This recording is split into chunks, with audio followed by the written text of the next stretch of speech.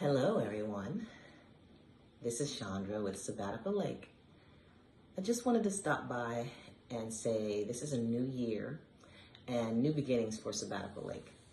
We want to share with the world that women do not have to suffer in silence and that the wombs can be healed and that your body, mind, and soul can be healed.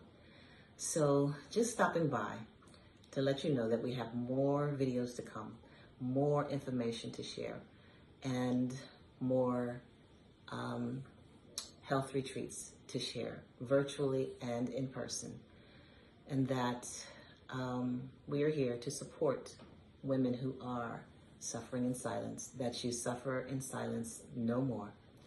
And so just wanted to stop by and say, look forward to more information coming from Sabbatical Lake.